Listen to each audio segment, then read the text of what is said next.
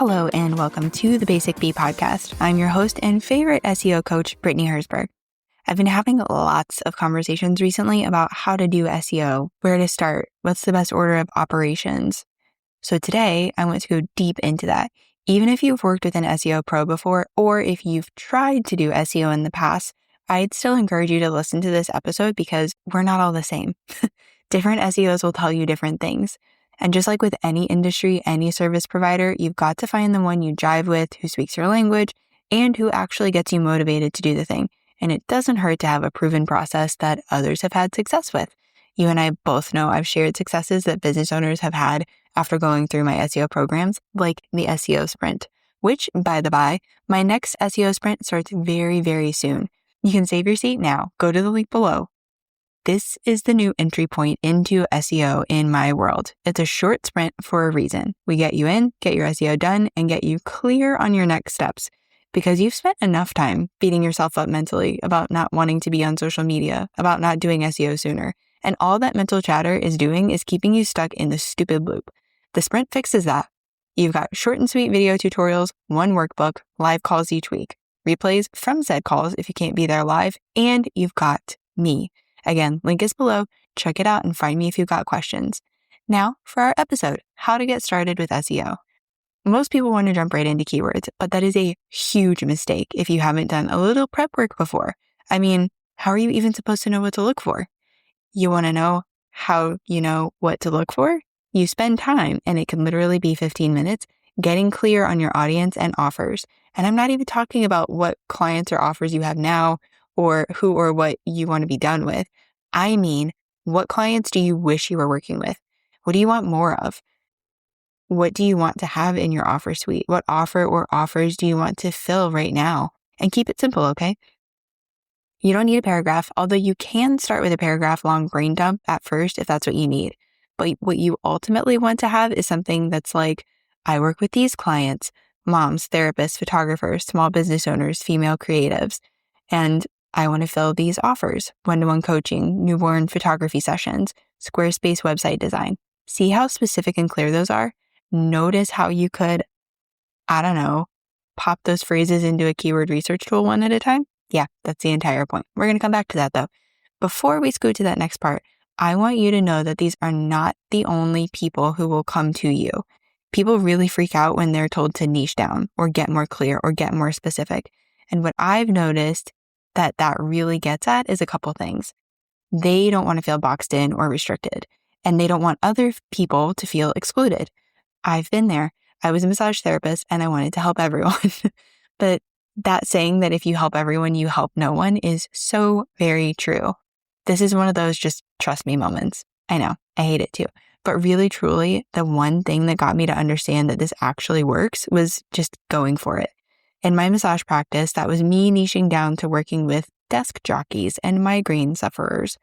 Before I closed my practice, I saw 50 people each month, a varying amount of times per person. Some people were weekly, some were monthly, and some were somewhere in between. I was making good money, I was helping people, and I was getting found and booked online. With my SEO-based business, that's looked like me getting really specific that I work with established entrepreneurs, and I offer group coaching, digital products, and done-for-you website optimization. But I've always had people coming to me for things I don't currently have or offer. I have people who aren't established entrepreneurs, but who are super clear on who they help, how, and all of that, coming to me for SEO help. You're not excluding people or restricting yourself. You're helping people find you so they can work with you. Once you're clear on your audience and offers, you need to identify your differentiator. If I say that another way, you need to get clear on why you. Why are you the best person to help them? What do you bring to the table that nobody else does? And don't you dare tell me you don't know why, or give me some client testimonial quote that says, she is the best. Pretend I'm a 3-year-old who keeps asking you why. Go a layer deeper, and another, and another. Give me something concrete. This isn't necessarily something you'll use to find keywords, but it's always something that I use to anchor clients back into what they're saying with their SEO strategies. Here's an example. I'm the best choice as an SEO coach for someone in the healthcare space because I was a massage therapist. Between that and my time working with a pediatric hematologist, I spent 18 years in healthcare. I'm well versed in that space. I'm also the best choice as an SEO coach for someone who's brand new to SEO. I'm self-taught, I don't use fancy jargon, and I keep you focused on creating a solid foundation first. We're not getting technical from the jump in my world. See, I've come back to ask for clarity from clients about their differentiator because I need to understand why you are the ultimate resource for co-parents. I need to understand why you are the spot for all natural migraine relief products. I need to understand that you are the go-to for all things client experience for photographers. I have to know that so I can help position you as the answer that these people are looking for. It's the same thing the bots are doing for traditional Google search and AI searches.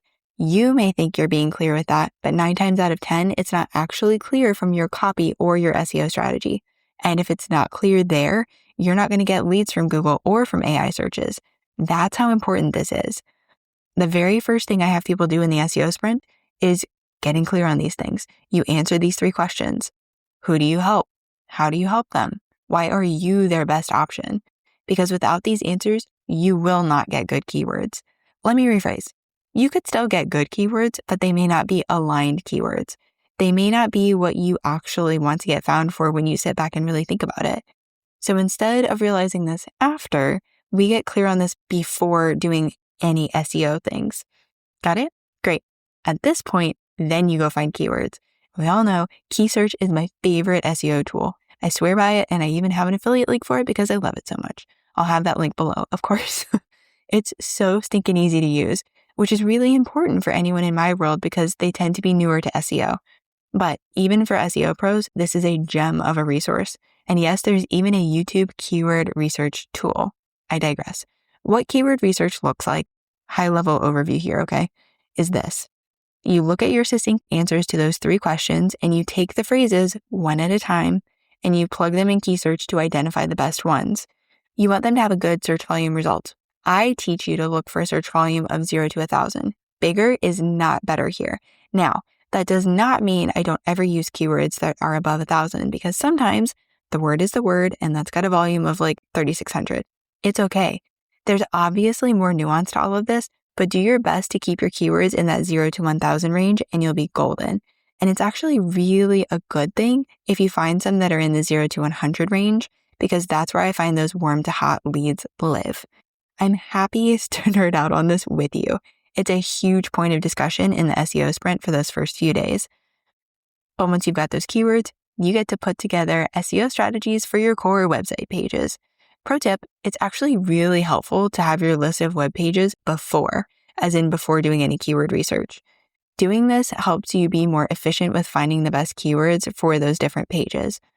It can feel a little overwhelming to fill an entire SEO strategy for one page all at once. So I actually have people start with selecting a target keyword and generating a draft of their SEO title first, just to dip your toe in, And then once they see how the flow of all the SEO strategies for all the core website pages are going to go, then they go on to creating meta descriptions, double checking the URL slugs and so on for the individual pages.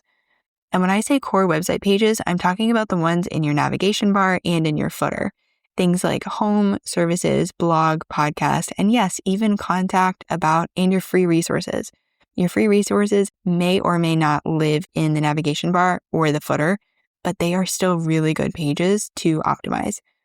And you've got the ability to provide information that will make these pages and your business more findable. So why not? I've had clients increase the amount of people taking their quizzes or reading their blog posts or subscribing to their email newsletters or even filling out inquiry forms because they had all of their pages optimized for SEO. If you're ready to have leads coming to you versus you chasing them all around Instagram, it's time for you to meet SEO. More specifically, it's time for you to do something about your SEO.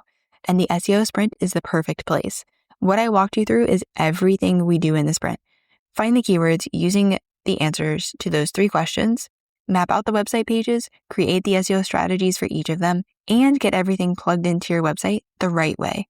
The next sprint starts June 22nd, and there's still time to join. Save your seat using the link in the show notes. When we hit 10 people, I'm closing the doors. And yes, there will be another sprint in the future. I'll be running this every other month. You can save your seat in advance if that's something that works better for you. If you have any questions, message me. All of the links are below. Happy SEOing, friend. I'll be over here cheering you on your SEO journey.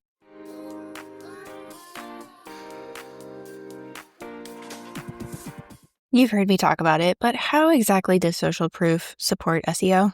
Well, your clients are kind of freaking brilliant because when they share what it's like to work with you or what they were able to achieve or accomplish with your help, they use words that other people are searching for.